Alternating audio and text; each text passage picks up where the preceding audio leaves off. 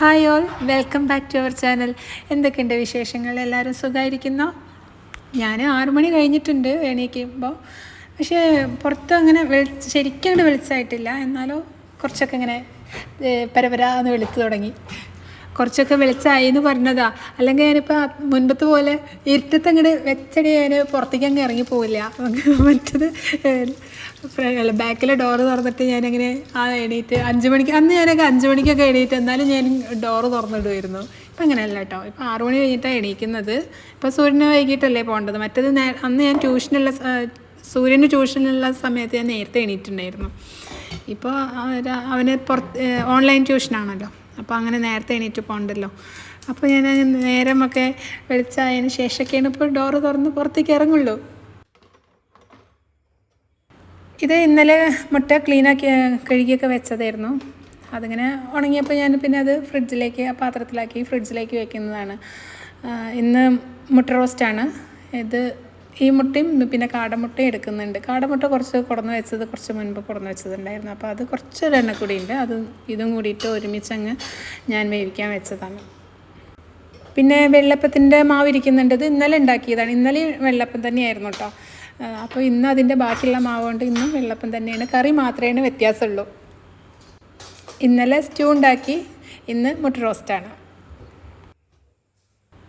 ഇന്ന് ചോറിലേക്ക് കറി വയ്ക്കുന്നത് മോര് കറിയാണ് കേട്ടോ. മോര് കറിക്ക് 3 കഷ്ണങ്ങളാണ്. പപ്പായ ഉണ്ട്, കുമ്പളങ്ങ ഉണ്ട്, പിന്നെ ചേമ്പുണ്ട്. ഇതെല്ലാം കുറച്ചാണുള്ളത്. പപ്പായ മാത്രമേ വലുതായിട്ടുള്ളൂ. അത് പിന്നെ ഉപ്പേരി ഉണ്ടാക്കാൻ വേണ്ടിയിട്ട് എടുത്തതായിരുന്നു. അപ്പോൾ മറ്റത് രണ്ടും കുറച്ചായ കാരണം ഇതിൻ്റെ കൂടിയും കഷ്ണം അതിലേക്ക് ചേർത്തതാണ്. അങ്ങനെ 3 കഷ്ണം വെച്ചിട്ടാണ് ഒരു മോര് കറി വയ്ക്കുന്നത്. ഇപ്പോഴാണ് ഓർത്തത് സൂര്യനെ വിളിച്ചിട്ടില്ല എന്നുള്ളത്. അപ്പോൾ അലാം വയ്ക്കില്ല. എക്സാമിൻ്റെ ടൈമിൽ മാത്രമേ അലാം വയ്ക്കുള്ളൂ. അല്ലെങ്കിൽ ഞാൻ തന്നെ പോയിട്ട് വിളിക്കണം. ഈ ഓമക്കായ എന്നാണ് ഞങ്ങൾ പറയുക. പപ്പായ, പിന്നെ കർമ്മത്തിക്കായ അങ്ങനെ എന്തോ പറയും.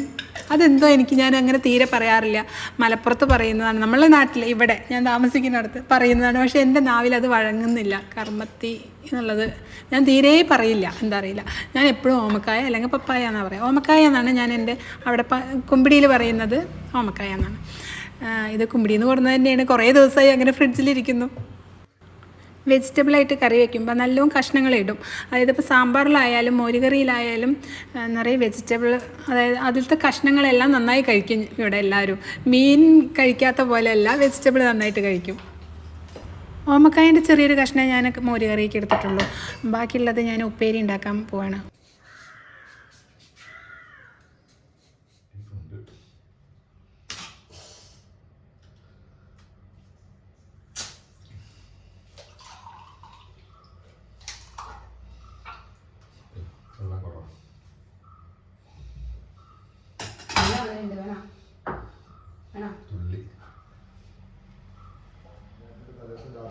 ഞങ്ങൾ രണ്ടാളും ഇപ്പോൾ വർത്തമാനം പറഞ്ഞിരിക്കുന്നത് അമ്മൂൻ്റെ അമ്മൂൻ്റെ കല്യാണം കഴിഞ്ഞിട്ടുള്ള കാര്യങ്ങൾ നമ്മളിങ്ങനെ പറഞ്ഞുകൊണ്ടിരിക്കില്ലേ. ഇതുവരെ അമ്മൂൻ്റെ കല്യാണം കഴിയുന്നതിൻ്റെ മുൻപ് അതിനെ പറ്റിയിട്ടായിരുന്നു. കല്യാണം എങ്ങനെയൊക്കെ എന്നുള്ളത് ഇപ്പോൾ കഴിഞ്ഞപ്പോൾ പിന്നെ അതിൻ്റെ ഓരോ കാര്യങ്ങൾ ഇങ്ങനെ ഇരുന്ന് വെറുതെ ഇങ്ങനെ എന്തെങ്കിലുമൊക്കെ ഇങ്ങനെ അതിനെപ്പറ്റി ഇങ്ങനെ പറയും. കല്യാണം ഇങ്ങനെ അടുത്ത് വരുമ്പോൾ നല്ല രസമാണ്. കല്യാണം ഇനി 2 ആഴ്ച, ഇനി 1 ആഴ്ച അങ്ങനെ പറഞ്ഞിട്ട് കല്യാണം ഇങ്ങനെ കഴിയുമ്പോൾ അയ്യോ കല്യാണം കഴിഞ്ഞു അങ്ങനെയാണ്.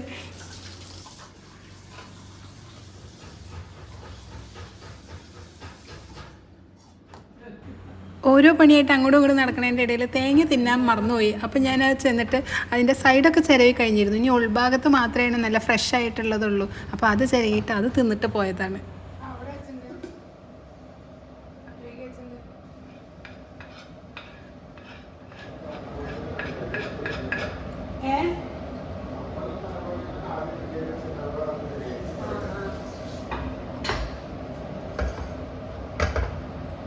അയച്ചുകൊടുത്തിട്ടുണ്ടായിരുന്നേ, ഞാൻ അയച്ചുകൊടുത്തിട്ടുണ്ടായിരുന്നു. ഇന്നലെ കിട്ടിയവർക്ക്. എന്നിട്ട് അതിൻ്റെ റിയാക്ഷൻ വീഡിയോ ഓപ്പൺ ആക്കുന്നത് വീഡിയോ എടുത്തിട്ട് അയച്ചിട്ടുണ്ടായിരുന്നു. അപ്പോൾ മറ്റോളിങ്ങനെ പറയുന്നത്, ഇതിപ്പോൾ ഏട്ടൻ ഇവിടെ അടുത്തുള്ള വട്ടപ്പറമ്പ് അമ്പലത്തിലേക്ക് പോകാൻ കേട്ടോ. അവിടെ ഒരു വഴിപാട് കഴിച്ചിട്ടുണ്ടായിരുന്നു. പായസം ഉണ്ടാവും. അപ്പോൾ അതാണ് തൂക്കുപാത്രമൊക്കെ എടുത്തിട്ട് പോകുന്നത്. ഇതിപ്പോൾ മോരുകറിയിലേക്കുള്ള അരപ്പ് ചേർക്കുകയാണ്. ഞാൻ ഈ മോരുകറിയുടെ റെസിപ്പി ഒന്നും പറയുന്നില്ല കേട്ടോ. ഇവിടെ അധികം മോരുകറിയും സാമ്പാറും തന്നെയായിരിക്കും വെജിറ്റബിൾ കറിയിലൊക്കെ. പിന്നെ എനിക്ക് മോരുകറിയൊക്കെ വെക്കുമ്പോൾ അതിൻ്റെ ഒരു കളറ് ഒരു നിർബന്ധമാണ് കേട്ടോ. ഒരു പ്രത്യേക തരം കളർ വേണം. ഒരുപാട് മഞ്ഞ കളറ് പാടില്ല, ഒരുപാട് ചുവപ്പ് കളറും പാടില്ല. അതായത് മുളക് പൊടിയും അധികം വരാൻ പാടില്ല, മഞ്ഞൾപ്പൊടിയും കുറേ വരാൻ പാടില്ല. അപ്പോൾ രണ്ടും കുറച്ച് കുറച്ച് ഇട്ടിട്ട് ഒരു പ്രത്യേക കളറാക്കും. അങ്ങനെയൊക്കെ ഉണ്ട്. ചില നിഷ്കർഷകളൊക്കെ ഉണ്ട് കളറിന്. പിന്നെ ചട്ടിയിൽ വെച്ചാലാണ് ആ മോരുകറി ആവുള്ളൂ, മോരുകറിയുടെ ഒരു ഇത് കിട്ടുള്ളൂ എനിക്ക്. അങ്ങനെയൊക്കെ കുറച്ച് കാര്യങ്ങൾ നോക്കും. പിന്നെ കുരുമുളക് പൊടി നന്നായിട്ട് ചേർക്കും, അങ്ങനെയൊക്കെ. ഇത് മുട്ട റോസ്റ്റ് ഉണ്ടാക്കാനുള്ള പാത്രം വെച്ചതാണ്. അപ്പുറത്ത് ഇരിക്കുന്നത് മോരുകറി വറുത്തിടാനുള്ളതാണ്. മോരുകറി വറുത്തിടുന്നതിൽ വെളിച്ചെണ്ണയിൽ കടുകും ഉലുവയും വറ്റൽമുളകും വേപ്പിലൊക്കെ ഇട്ടിട്ടാണ് വറുത്തിടുക കേട്ടോ. പിന്നെ ഇന്ന് ഞാനൊരു കമൻറ്റ് വായിച്ചു. ഏതോ ഒരു വീഡിയോ, എന്താണ് ഷോർട്ട് വീഡിയോയിൽ വന്ന എൻ്റെയാണ്. അതിൽ പറഞ്ഞെനിക്ക് ചോദിക്കുകയാണ് എൻ്റെ അടുത്ത്, നിങ്ങളുടെ വീഡിയോ എന്നും ഇങ്ങനെ തന്നെയാണോ അതോ സെറ്റിട്ടിട്ടാണോ ഷൂട്ട് ചെയ്യുന്നത്, എന്നും ഇങ്ങനെ ഇരിക്കുമെന്ന്. അതായത് ഞാൻ ഇത് പ്രത്യേകം വീഡിയോയ്ക്ക് വേണ്ടിയിട്ട് വീഡിയോ എടുക്കുന്ന ദിവസം ഇങ്ങനെ സെറ്റ് ഇടാണ് എന്നാണ് ചോദിക്കുന്നത് തോന്നുന്നുണ്ട്. കുറേ ഇരുന്ന് ചിരിച്ചു, അല്ലാണ്ട് എന്താ ചെയ്യുക. ഈ ടൈപ്പ് കുറേ കമൻറ്റ്സ് വരാറുണ്ട്. അതായത് ഇങ്ങനെയൊന്നും ആരും ഒരു വീട്ടിലും ചെയ്യില്ല എന്നുള്ള പോലെ. അതായത് അവരുടെ വീട്ടിൽ അങ്ങനെ ചെയ്യില്ലെങ്കിൽ മറ്റുള്ള വീട്ടുകളിലൊന്നും ഇങ്ങനെയല്ല എന്നുള്ളൊരു വിശ്വാസമായിരിക്കും ആ കമൻറ്റ്സ് ഇടുന്ന ആൾക്കാരുടെ മനസ്സിൽ. അല്ലാണ്ട് എന്താ, ഇതിങ്ങനെ ഓർഗനൈസ് ചെയ്ത് വെക്കണതിന് വലിയ പണിയുള്ള കാര്യമൊന്നുമല്ല. ഡെയിലി നമ്മളെപ്പോലും അറിയാതെ ചെയ്തു പോകുന്ന കാര്യങ്ങളാണ് ഈ ഓർഗനൈസിങ്ങും. ഒരു സാധനം എവിടെയെങ്കിലും ഇങ്ങനെ മാറിയിരിക്കുകയാണെങ്കിൽ അത് നമ്മൾ വിചാരിച്ച് ആദ്യം വെക്കുന്ന സ്ഥലങ്ങളൊക്കെ ഉണ്ടായിരിക്കില്ല, അതിലേക്ക് മാറ്റി വെക്കുന്നതൊക്കെ വലിയ പണികളൊന്നുമല്ല. ആകെ കലബിലായിട്ട് കിടക്കില്ല. അപ്പോൾ അങ്ങനെ കിടക്കുന്ന സമയത്ത് നമ്മൾ അറിയാണ്ട് തന്നെ ഒതുക്കി പോവും. നമ്മളൊരു പ്രത്യേക ഒരു പണി ചെയ്യണ പോലൊന്നും നമുക്കത് ഫീൽ ചെയ്യില്ല. ഒരു പഴയൊരു സിനിമയിലില്ലേ, എന്താ പറയുക, മാളാരവിന്ദൻ ആണെന്ന് തോന്നുന്ന ഒരു ക്യാരക്ടർ ആണെന്ന് തോന്നുന്നുണ്ട് കേട്ടോ. അതായത് ഒരു ബീഡി തെറുക്കുന്ന ആളാണ് അയാൾ. അപ്പോൾ എവിടെ നിന്നാലും അയാൾ ബീഡി തെറുത്തുകൊണ്ടിരിക്കും. അപ്പോൾ എന്തെങ്കിലും ഒരു കഷ്ണം ഒരു പേപ്പറോ എന്തോ നോട്ടീസ് എന്തോ ആരെയും കാണാൻ പോയതാണ് ഒരു വീട്ടിൽ. അപ്പോൾ അതവിടെ കിടക്കണുണ്ട്. അപ്പോൾ അറിയാണ്ട് അത് എടുത്തിട്ട് ഇങ്ങനെ വെട്ടിയിട്ട് ബീഡി അങ്ങനെ തെറുക്കും. അയാൾ അങ്ങനെ ചെയ്തു പോകുന്നതാണ് അറിയാതെ. അതുപോലെയാണ് നമ്മളിങ്ങനെ നിൽക്കുകയാണെങ്കിൽ, നമ്മളെ വീട്ടിൽ നിൽക്കുകയാണെങ്കിൽ നമ്മളറിയാതെയാണ് ഈ കാര്യങ്ങൾ നമ്മൾ വലിയ പണികൾ പോലെ ചെയ്യുന്നൊന്നുമല്ല ഇത്.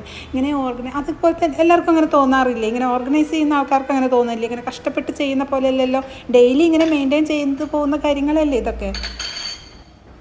പിന്നെ പുതിയ വീടൊക്കെ വെക്കുന്നവർ ഇങ്ങനെ കുറച്ചൊക്കെ ഓർഗനൈസ് ചെയ്ത് വെക്കുന്നതിൽ ഇപ്പം നമ്മളെ സ്റ്റോറേജ് സ്പേസിലൊക്കെ ഭയങ്കര ഇമ്പോർട്ടൻസ് ഉണ്ട്. പുതിയൊരു വീടൊക്കെ വെക്കുമ്പോൾ മാക്സിമം സ്റ്റോറേജ് സ്പേസ് കൊടുക്കാൻ നോക്കുക. അതേപോലെ എന്തെങ്കിലുമൊക്കെ വെക്കുന്നതിന് ഇന്ന സ്ഥലങ്ങൾ ഏകദേശം കാണുക. അതായത് ഫേർണിച്ചർ ഇടുന്ന സ്ഥലം, അതേപോലെ ഫ്രിഡ്ജ്, വാഷിംഗ് മെഷീൻ എവിടെ വെക്കണം, മിക്സി ഉണ്ടെങ്കിൽ അതിൻ്റെ പ്ലഗ് പോയിൻ്റ് എവിടെയാണ്, പിന്നെ എന്തെങ്കിലും പാത്രങ്ങൾ വെക്കുന്നത് ഇന്ന സ്ഥലങ്ങളിലായിരിക്കുക. അങ്ങനെ എല്ലാത്തിനും ഓരോരോ ഇത് കണ്ടിട്ടുണ്ടെങ്കിൽ തന്നെ കുറേയൊക്കെ അടുക്കും ചിട്ടി ആ വീടിന് കൊണ്ടുവരാൻ പറ്റും. നമ്മളുടെ പ്ലാനിൽ തന്നെ അത് ചെയ്തിട്ടുണ്ടെങ്കിൽ കുറേയൊക്കെ കൊണ്ടുവരാൻ പറ്റും എന്നാണ് എനിക്ക് തോന്നുന്നത്. പിന്നെ ഒരു കാര്യമുള്ളത്, ഈ കൗണ്ടർ ടോപ്പൊക്കെ വെക്കുമ്പോൾ ഒരു 65 സെൻറ്റിമീറ്ററെങ്കിലും വിടുത്ത് കൊടുക്കാൻ നോക്കണം കേട്ടോ. എന്നാലാണ് വലിയ പാത്രങ്ങളൊക്കെ വെക്കുമ്പോൾ ചുവരിൻ്റെ മുകളിലൊക്കെ തട്ടാതെയും ഒക്കെ കുറച്ചുകൂടി നല്ലത്. 65 സെൻറ്റിമീറ്ററെങ്കിലും കൊടുക്കാൻ നോക്കണം. എൻ്റെ സ്റ്റൗ ഇരിക്കുന്ന ഈ കൗണ്ടർ ടോപ്പിന് 60 സെൻറ്റിമീറ്ററേ ഉള്ളൂ. കാര്യം ഇവിടെ പ്ലാനിൽ 65 സെൻറ്റിമീറ്ററൊക്കെ കിട്ടണതൊക്കെ ഉണ്ടായിരുന്നു. പക്ഷേ ഈ പടവുകാർ അവർ ഭയങ്കര എക്സ്പീരിയൻസ് ഉള്ള അങ്ങനെയാണല്ലോ. അവർക്ക് അധികം പ്ലാനൊന്നും ഇങ്ങനെ അത്രയും സൂക്ഷിച്ചിട്ടൊന്നും ചിലവരൊന്നും ചെയ്യില്ല. അവർ കുറേ കാലത്ത് എക്സ്പീരിയൻസ് ഒക്കെ ഉള്ള ആൾക്കാർ, പടവുകാർ, അവർ ഒന്ന് ഓടിച്ച് വിട്ടിട്ട് അതങ്ങ് ചെയ്യാൻ തുടങ്ങും. അങ്ങനെ ഒരു അബദ്ധം പറ്റിയതാണത്. അത് കറക്റ്റ് ഇവിടെ അപ്പുറത്ത് കിണറല്ലേ, അപ്പോൾ കറക്റ്റ് 65 സെൻറ്റിമീറ്ററിൻ്റെ മേലെ ഉണ്ടായിരുന്നു അവിടെ സ്ഥലമൊക്കെ ആ കൗണ്ടർ ടോപ്പിന് കൊടുക്കാനുള്ളത്. പക്ഷേ അവരുടെ ആ പടവ് ചെയ്യുന്നത് അവർ ഇത്തിരി അങ്ങ് നീങ്ങെന്തോ ചെയ്തിട്ടുണ്ട് അതിൽ. അപ്പോൾ അത് 60 സെൻറ്റിമീറ്ററാണ് ഈ ഭാഗത്തുള്ള കൗണ്ടർ ടോപ്പിനുള്ളൂ. 60 സെൻറ്റിമീറ്റർ ഇവിടെ കൊടുക്കാൻ പറ്റുള്ളൂ. അല്ലെ അവിടെ ആ ഡോറിൻ്റെ ആ ഡോർ ഫ്രെയിം അവിടെ വരുന്നുണ്ട്, ആ വർക്ക് ഏരിയയിലേക്ക് പോകുന്നത്. പിന്നെ ബാക്കിയുള്ള ഇപ്പുറത്തുള്ള എന്താ പറയുക എയർ ഫ്രയറൊക്കെ വെക്കുന്നിടത്ത് പിന്നെ അത് കുഴപ്പമില്ല, അവിടെ 65 സെൻറ്റിമീറ്റർ. അപ്പോൾ അത്രയെങ്കിലും എടുത്ത് വേണമായിരുന്നു ഇവിടെ. അപ്പോൾ അതൊക്കെ എല്ലാവരും ഒന്ന് ശ്രദ്ധിക്കണം കേട്ടോ, പുതിയ വീടൊക്കെ വെക്കുന്നവർക്ക്. പിന്നെ കൗണ്ടർ ടോപ്പായിട്ട് ഗ്രാനൈറ്റോ അല്ലെങ്കിൽ കോട്ട്സോ നാനോ വൈറ്റ് അങ്ങനെയൊക്കെ ഉണ്ട്. അതിൽ വൈറ്റ് ആയിരുന്നു ഞങ്ങൾ ആദ്യം വിചാരിച്ചിരുന്നത്. പിന്നെ ഞാനിത് ഒരു എന്താ പറയുക വർക്കിംഗ് കിച്ചൺ ആയിട്ട് തന്നെ യൂസ് ചെയ്യാൻ അങ്ങനെ തന്നെയാണ് വിചാരിച്ചിരുന്നത് ആദ്യം തന്നെ, അല്ലാണ്ട് ഷോ കിച്ചൺ എന്നുള്ളത് ആർക്കും ഇല്ല.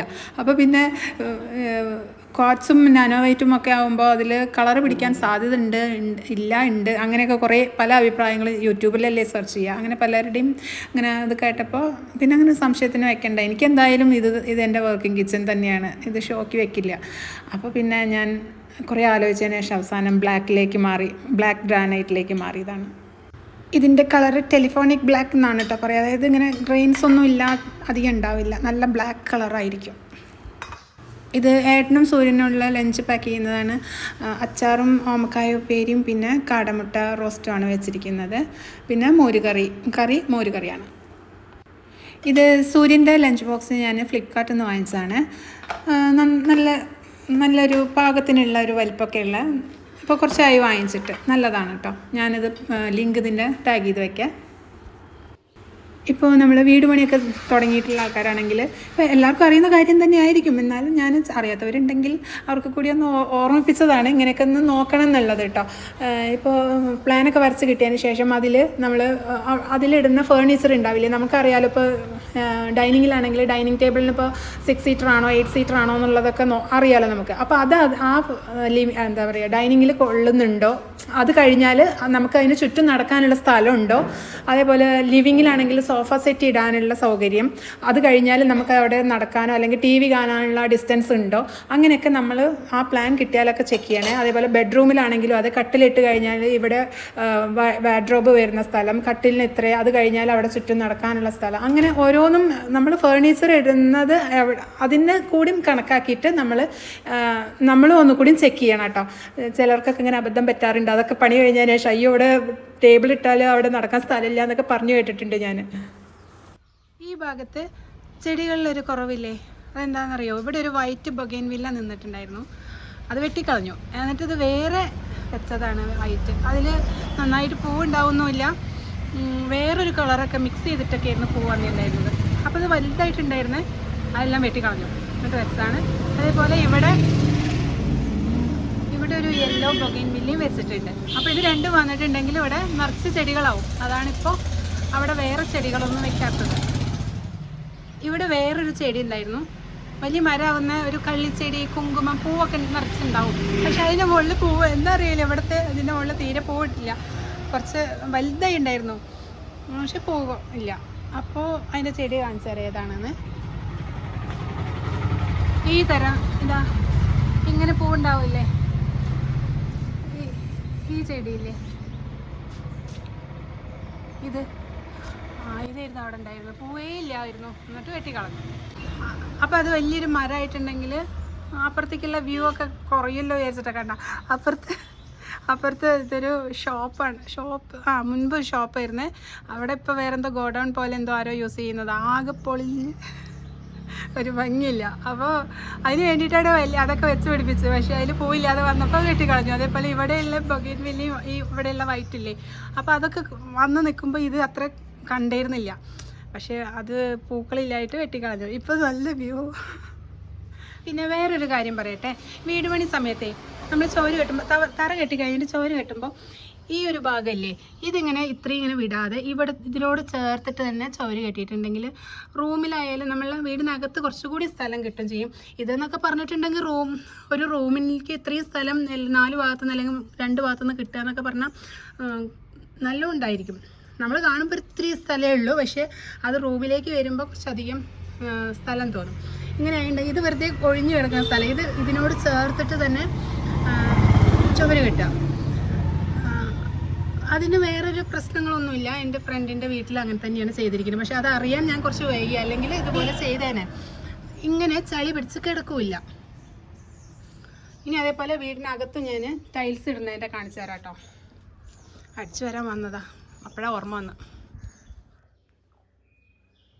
ഇവിടെ കൊടുത്തിരിക്കുന്നത് കണ്ടില്ലേ, ടൈൽസ് ചുവരിനോട് ചേർത്തിട്ട്, അതായത് ഇങ്ങനെ ടൈൽസിൻ്റെ ആ തിക്നെസ് കാണുന്നേ ഇല്ല, ചുവരിനോട് ചേർത്തിട്ടാണ് കൊടുത്തിരിക്കുന്നത്. അത് പ്ലാസ്റ്ററിങ്ങിൻ്റെ സമയത്ത് തന്നെ അത്രയും സ്കേർട്ടിങ് കൊടുക്കാനുള്ള ഒരു അത്രയും സ്ഥലം വിട്ടിട്ട് വേണം ബാക്കി പ്ലാസ്റ്ററിങ് ചെയ്യാൻ. അവരടുത്ത് പറഞ്ഞിട്ടുണ്ടെങ്കിൽ ചിലപ്പോൾ അവർ ഈ പ്ലാസ്റ്റർ ചെയ്യുന്ന ആൾക്കാർ പറയും അത് ടൈൽസ് വെക്കുന്ന ആൾക്കാർ അതവിടെ കട്ട് ചെയ്തിട്ട് ചെയ്യും എന്നൊക്കെ. പക്ഷെ അങ്ങനെയല്ല, പ്ലാസ്റ്ററിങ്ങിൻ്റെ സമയത്ത് ആ ഭാഗം ഒഴിച്ചിട്ടിട്ട് വേണം പ്ലാസ്റ്ററിങ് ചെയ്യാൻ. അപ്പോൾ ഈ സ്കേർട്ടിങ് ഈ ചുവരിനോട് ചേർത്തിട്ട് കൊടുക്കാൻ പറ്റും. ഇനി ഞാൻ പഴയ രീതിയിൽ കൊടുക്കുന്നത് കാണിച്ചു തരാം. ഒരു റൂമിൻ്റെ ഉണ്ട് അങ്ങനെ. ഇതാണ് ഞാൻ പറഞ്ഞത്, കണ്ടോ അവിടെ കണ്ട അഴുക്ക് വന്നിരിക്കണേ. മുൻപ് ഇങ്ങനെയാണ് വെക്കുക. നമ്മൾ പ്ലാസ്റ്ററിങ് ഫുള്ള് കഴിഞ്ഞിട്ട് ടൈൽസ് കൊടുന്ന് ആ സ്കർട്ടിങ് കൊടുന്ന് വെക്കും. സ്കർട്ടിങ് വെച്ചിട്ടുണ്ടെങ്കിൽ ആ ടൈൽസിൻ്റെ ആ തിക്നെസ് ഇല്ലേ, അത് അത്രയും ഇങ്ങോട്ട് പ്രൊജക്റ്റ് ചെയ്ത് നിൽക്കും. അപ്പോൾ അതിൻ്റെ മുകളിൽ നിറച്ച് അഴുക്ക് വരും. ഇങ്ങനെ ചെയ്യാതെ ഞാൻ ആദ്യം കാണിച്ചില്ലേ, പ്ലാസ്റ്ററിങ് ചെയ്യുന്ന സമയത്ത് ആ ടൈൽസിൻ്റെ സ്കർട്ടിങ് വെക്കാനുള്ള ഭാഗം വിട്ടിട്ട് മാത്രം പ്ലാസ്റ്ററിങ് ചെയ്യാം, എന്നിട്ട് സ്കർട്ടിങ് വെക്കുക. അപ്പോൾ നല്ല നീറ്റായിട്ട് കിടക്കും. ഈ ഒരു റൂം അവർ പറഞ്ഞിട്ടും അനുസരിച്ചില്ല. അവർ പറഞ്ഞു അത് എന്താണ് പറയുക, ടൈൽസ് ചെയ്യുന്ന ആൾക്കാരെ അങ്ങ് കട്ട് ചെയ്തിട്ട് അവരാണ് ചെയ്യുക എന്നൊക്കെ പറഞ്ഞു. പിന്നെ ഞങ്ങൾ ഒന്നുകൂടി അന്വേഷിച്ചു. അപ്പോൾ പറഞ്ഞു ഇങ്ങനെ ചെയ്യണം, അവർ ടൈൽസിൻ്റെ ആൾക്കാർ വന്ന് കട്ട് ചെയ്യൊന്നുമില്ല, ആ ഭാഗം കട്ട് ചെയ്ത് കളയൊന്നുമില്ല എന്ന്. അങ്ങനെ ഈ റൂം ഇങ്ങനെ ചെയ്ത് കഴിഞ്ഞ് ബാക്കിയുള്ള ഭാഗം ഞങ്ങൾ പറഞ്ഞ് ചെയ്യിപ്പിച്ചു. അപ്പോൾ ഇങ്ങനെ മറ്റേ രീതിയിൽ ചെയ്യാട്ടോ. കണ്ട ഇങ്ങനെ ചെയ്യുമ്പോഴുള്ള നീറ്റ്നെസ്.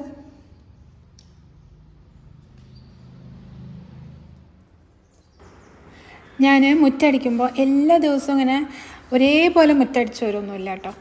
ഒരു ദിവസം നല്ല രീതിയിൽ മുറ്റടിച്ചിട്ടുണ്ടെങ്കിൽ പിറ്റത്തെ ദിവസം ഇങ്ങനെ അധികം ഇലകളും പൂക്കളൊക്കെ കിടക്കുന്നതോ അങ്ങനെയുള്ള സ്ഥലമൊക്കെ നോക്കിയിട്ട് അവിടെ നിന്നൊക്കെ ഇങ്ങനെ വേസ്റ്റൊക്കെ അടിച്ചു വാരിയെടുക്കുക, അങ്ങനെയൊക്കെ ചെയ്യുള്ളൂ. അല്ലാണ്ട് ഡെയിലി ഒരേപോലെ അടിച്ചു വാരലൊന്നുമില്ല. അതേപോലെ എല്ലാ പണികളും അങ്ങനെ തന്നെയാണ്. ഇങ്ങനെ എല്ലാ ദിവസവും ഭയങ്കരമായിട്ടുള്ള പണികൾ, ഇപ്പോൾ എന്തെങ്കിലും ക്ലീനിങ് ആണെങ്കിൽ അങ്ങ് ഡീപ്പ് ക്ലീനിങ്, അങ്ങനെ രാവിലെ തുടങ്ങി വൈകുന്നേരം വരെ നടുവടിയണ പോലത്തെ പണികളെടുക്കുക, അങ്ങനെയുള്ള പരിപാടികളൊന്നും ഞാൻ ചെയ്യില്ല കേട്ടോ. ഡെയിലി ഇങ്ങനെ മെയിൻറ്റെയിൻ ചെയ്ത് പോകുന്ന പോലെ എല്ലാ ദിവസവും എന്തെങ്കിലും ഒക്കെ ആയിട്ട് ഇങ്ങനെ കുറച്ച് പണികളായിട്ട് ഇങ്ങനെ എല്ലാ ദിവസവും ഇങ്ങനെ അങ്ങനെ ഉണ്ടല്ലോ. അല്ലാണ്ട് കുറേ ദിവസം ഒന്നും ചെയ്യാതെ ഇരുന്നിട്ട് ഒരു ദിവസം എല്ലാം കൂടി അങ്ങോട്ട് ചെയ്യുക, പിന്നെ ഒരാഴ്ചയ്ക്ക് തിരിഞ്ഞ് നോക്കാതിരിക്കുക, ആ രീതിയല്ല. എല്ലാ ദിവസവും കുറച്ച് പണികളൊക്കെ എന്തെങ്കിലുമൊക്കെ ചെയ്ത് ഒരേപോലെ എല്ലാ ദിവസവും ഒരുപോലെ കാണത്തക്ക വിധത്തിലുള്ള പണികളാണ് മെയിൻറ്റെയിൻ ചെയ്യുന്ന പോകുന്ന രീതിയിലാണ് എൻ്റെ പണികളൊക്കെ കേട്ടോ. ഇന്ന് ഞാൻ സൂര്യനേട്ടനൊക്കെ പോയ ഉടനെ തന്നെ വേഗം മുറ്റടിക്കാനൊക്കെ ഇറങ്ങിയതാണ്. അല്ലെങ്കിൽ ഇപ്പോൾ നല്ല വെയിലല്ലേ, എനിക്ക് നല്ല വെയിൽ കൊണ്ടിട്ടുണ്ടെങ്കിൽ അപ്പോൾ തലവേദന വരും. അപ്പോൾ പിന്നെ അത് കഴിഞ്ഞിട്ട് പാത്രം കഴുകാതെ വെച്ചിട്ട് ബ്രേക്ക്ഫാസ്റ്റ് കഴിച്ചതിൻ്റെയൊന്നും അങ്ങനെ കഴുകി വെച്ചിട്ടൊന്നുമില്ല. ഒക്കെ സിങ്കിലിട്ടിട്ട് നേരെ പോയി അടിച്ചു വരാൻ പോയതാണ്. ഇനി അതൊക്കെ ഒന്ന് കഴുകി വെക്കണം. പിന്നെ ഈ ബോട്ടിൽ കഴുകുന്ന ഈ ബ്രഷില്ലേ, ഇത് നല്ലതാണ് കേട്ടോ. ഇത് ഐക്കേൻ്റെയാണ്. അത് ഇതിലൊക്കെ അവൈലബിളാണ് തോന്നുന്നുണ്ട്, ഫ്ലിപ്കാർട്ടിലൊക്കെ അവൈലബിളാണ്. നല്ല എല്ലാ പാത്രത്തിൻ്റെ എല്ലാ കുപ്പിയുടെ ഒക്കെ ഉള്ളിലൊക്കെ നന്നായിട്ട് ക്ലീൻ ചെയ്യാൻ പറ്റും. പിന്നെ ഇതൊക്കെ പാത്രമൊക്കെ കഴുകിയിട്ട് ഞാൻ എപ്പോഴും ഇതേപോലെ ഇത് ക്ലോത്ത് ഡ്രയറാണ്, ഇതിൻ്റെ മുകളിൽ വലിയ പാത്രങ്ങളൊക്കെ കഴുകി വെക്കും. അപ്പോൾ പെട്ടെന്ന് ഉണങ്ങി കിട്ടും. അപ്പോൾ ഉണങ്ങി കിട്ടിയതിനനുസരിച്ചിട്ട് പാത്രങ്ങളൊക്കെ നമ്മുടെ ക്യാബിനകത്തേക്ക് എടുത്ത് വയ്ക്കുക ചെയ്യാം. പിന്നെ ഈ വർക്ക് ഏരിയയിലുള്ള ഈ സിങ്കാണ് എപ്പോഴും യൂസ് ആക്കുക ഞാൻ. അപ്പോൾ ഇതാണ് എപ്പോഴും കഴുകേണ്ട ആവശ്യമുള്ളൂ. മറ്റേത് 2 ദിവസം കൂടുമ്പോഴൊക്കെ കഴുകിയാൽ മതി. കിച്ചണിലുള്ളത് അതിൽ ഞാൻ പാത്രമൊന്നും കഴുകാറില്ല.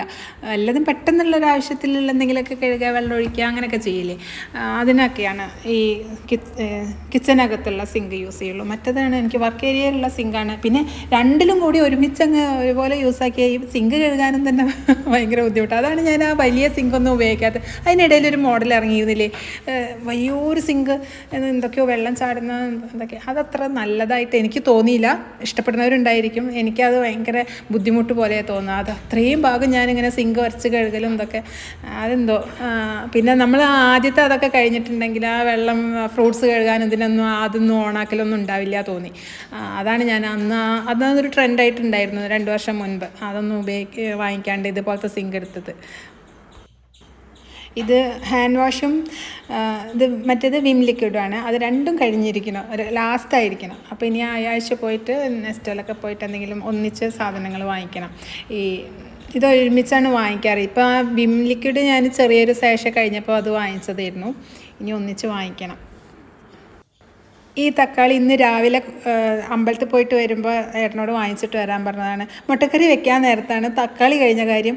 അത് തലേന്ന് എനിക്ക് ഓർമ്മ ഉണ്ടായിരുന്നു, തക്കാളി ഇല്ലാത്ത കാരണം മുട്ടക്കറി വെക്കേണ്ട, വേറെ എന്തോ കറി വെക്കുക, ഗ്രീൻ പീസ് ഉണ്ടായിരുന്നു വെള്ളത്തിലിട്ടിട്ട്. ഞാൻ അതിൻ്റെ മുൻപ് ഏതൊരു ദിവസം ഞാനത് ഫ്രീസറിൽ എടുത്ത് വെച്ചിട്ടുണ്ടായിരുന്നു, സിപ്ലോക്ക് കവറിലാക്കിയിട്ട്. അപ്പോൾ ഗ്രീൻ പീസ് എടുക്കാമെന്നൊക്കെ ആയിരുന്നു രാവിലെ വരെ വിചാരം. പക്ഷേ രാവിലെ ആയപ്പോൾ ഞാനതൊക്കെ മറന്നു. വീണ്ടും ഞാൻ മുട്ടക്കറി തന്നെ, മുട്ട റോസ്റ്റ് തന്നെ ഉണ്ടാക്കാമെന്ന് വിചാരിച്ചു. അങ്ങനെയാണ് തക്കാളി. അപ്പോൾ അത് ഉണ്ടാക്കാൻ തുടങ്ങിയപ്പോഴാണ് തക്കാളി ഇല്ല. അപ്പോഴാണ് ഏട്ടൻ പുറത്ത് പോയിട്ട് അമ്പലത്തിൽ പോകണമെന്ന്, അപ്പോൾ അത് വാങ്ങിച്ചിട്ട് വരാൻ പറഞ്ഞതാണ്. പിന്നെ ഒരു കാര്യമുള്ളത്, എന്നെ ഇൻസ്റ്റയിൽ കുറേ പേര് മെസ്സേജ് അയച്ചിട്ട് പരിചയപ്പെടാനും അങ്ങനെയൊക്കെ ആയിട്ട് വരാറുണ്ട് കേട്ടോ. അപ്പോൾ എല്ലാവർക്കും ഞാൻ റിപ്ലൈ ഒക്കെ കൊടുക്കാറുണ്ട് എന്നാണ് എൻ്റെ ഒരു വിശ്വാസം. പക്ഷേ ചില സമയത്ത് ഇനി ഞാൻ വിട്ടു പോകുന്നുണ്ടോ എന്ന് എനിക്ക് തന്നെ ഒരു സംശയമുണ്ട്. കാരണം ചില വീഡിയോസൊക്കെ വൈറലാവുമ്പം ഇൻസ്റ്റയിലും അതെ, അപ്പോൾ കൂടുതൽ ഇങ്ങനെ മെസ്സേജസ് വരും. കുറേ പ്ലാനൊക്കെ ചോദിച്ചിട്ട്, വീടിൻ്റെ പ്ലാൻ ചോദിച്ചിട്ട് കുറേ വരും. അപ്പോൾ എനിക്കത് തരില്ല, പ്ലാൻ തരില്ല എന്ന് എനിക്ക് പറയാനൊരു മടിയാണ്. നമ്മളടുത്ത് പ്ലാൻ തരുമോ എന്ന് ചോദിച്ചിട്ടാണ് വരിക. അപ്പോൾ തരില്ല എന്നെങ്ങനെ ഞാൻ അപ്പം തന്നെ പറയുക. അപ്പോൾ ഞാൻ ആ മെസ്സേജ് അങ്ങോട്ട് ഒന്നും റിപ്ലൈ അയക്കില്ല. ആർക്കും വിരോധമൊന്നും തോന്നരുത്, പ്ലാൻ ഷെയർ ചെയ്യാൻ താല്പര്യമില്ലാത്ത കാരണമാണ് കേട്ടോ. അത് കാരണമാണ് അങ്ങനത്തെ മെസ്സേജിന് ഞാൻ റിപ്ലൈ ചെയ്യാത്തത്. അത് ഞാൻ ഇതിന് മുൻപ് പറഞ്ഞിട്ടുണ്ട്, ഇത് 2-3 പ്രാവശ്യം പറഞ്ഞിട്ടുണ്ട്. ഒരു വീഡിയോയിൽ ഫുള്ള് ഞാൻ പറഞ്ഞിട്ടുണ്ട് പ്ലാൻ എന്തുകൊണ്ടാണ് എനിക്ക് ഷെയർ ചെയ്യാൻ ഇഷ്ടമില്ലാത്തത് എന്നുള്ളത്. അപ്പോൾ പിന്നെ എൻ്റെ അടുത്ത് വന്ന് ചോദിക്കുമ്പോൾ ഞാൻ എങ്ങനെയാണ് നോ എന്ന് പറയുക. അത് കാരണം ഞാൻ അതിന് റിപ്ലൈ അയക്കാണ്ട് ഞാനിങ്ങനെ മാറിയിരിക്കും. ഞാനത് കാണുന്നുണ്ട്, പക്ഷേ എനിക്ക് നോ പറയാനുള്ളൊരു ബുദ്ധിമുട്ട് കാരണം ഞാനങ്ങനെ അതിനൊന്നും റിപ്ലൈ അയക്കില്ല. ആ കൂട്ടത്തിൽ ഇനി വല്ലവരും എനിക്ക് മെസ്സേജ് അയച്ചതിൽ ഞാൻ അങ്ങനെ മിസ്സായി പോകുന്നുണ്ടോ അറിയില്ല. കുറേ ഡെയിലി മെസ്സേജ് വരും, പ്ലാൻ എന്ന് ചോദിച്ചിട്ട്. അപ്പോൾ അങ്ങനെയൊക്കെ ഞാൻ അവരുടെ അടുത്ത് അങ്ങനത്തെ മെസ്സേജൊക്കെ ഞാനിങ്ങനെ ഒഴിവാക്കുന്ന കാരണമാണ്. ചിലവർ അതിൻ്റെ ഇടയിൽ എന്നെ പരിചയപ്പെടാൻ വരുന്നവർക്കും ഞാൻ റിപ്ലൈ അയക്കാതെ വിടുന്നുണ്ടോ എന്നൊക്കെ സംശയമുണ്ട്. ഇല്ലയെന്നാണ് എൻ്റെ ഒരു വിചാരം. അപ്പോൾ കുടിക്കാനുള്ള വെള്ളം തിളപ്പിച്ചിട്ടിട്ട് കുളിക്കാൻ പോട്ടെ. ഇന്നത്തെ വീഡിയോ ഇത്രയേ ഉള്ളൂ. വീഡിയോ എല്ലാവർക്കും ഇഷ്ടമായി കാണുമെന്ന് വിചാരിക്കുന്നു. Thanks for watching. ബൈ.